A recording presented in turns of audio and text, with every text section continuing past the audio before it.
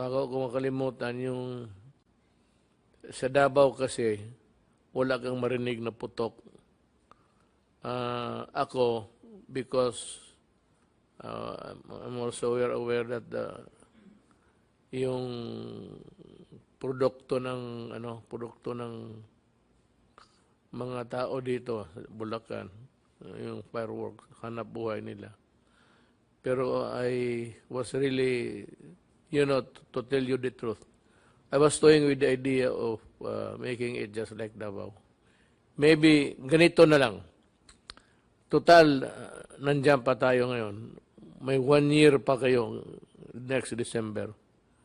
Baka next December, ibawal ko na ang putok.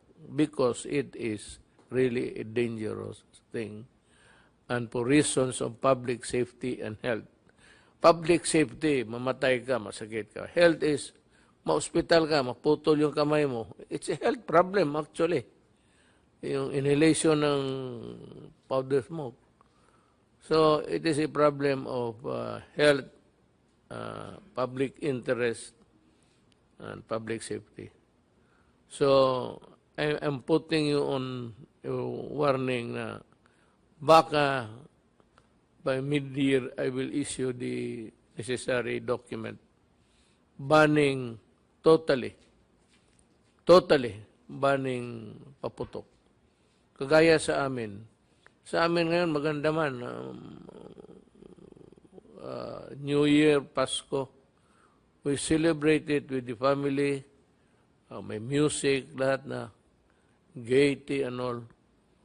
Walang nasusugatan, walang namamatay. Ang ayaw ko pa dito, ganito. Ito talaga ang masakit.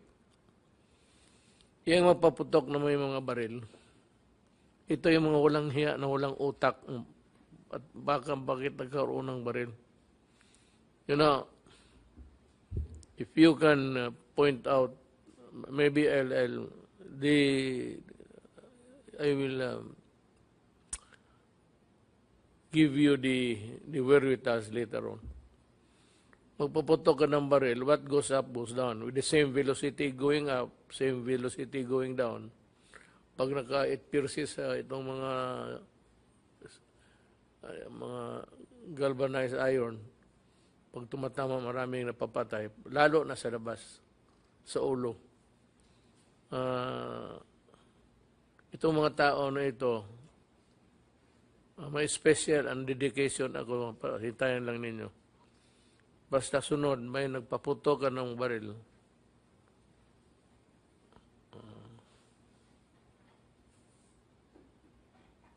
Ayaw ko kung anong gawin ko. Mag-isip pa ako ng mabuti. Pero basta I will, lalo na yung pagputok ng baril. I will make it a very serious offense. If not, I'll go to Congress. And, do not give me that shit. Yung sabihin mo, hindi ko sadya, pataas man. If you know that if it hits a head of a person, it will kill him, you are guilty of homicide. Or maybe murder. Walang kalaban-laban yung tao, mahulog ng hindi mo masabi, disgrasya. It is not accident, anak ng putang ina ka. Kasi balay, pagputok, sabi ko, velocity going up, pati velocity going down, going down, same velocity. Pag tumama yan in the past, mga bata. Ito kung wala kayong utak, I'm reminding, policemen, military men, and civilians, licensed or not holding firearms, do not, kasi pag nahuli ka, pag nahuli ka, dito sa pagpaputok mo,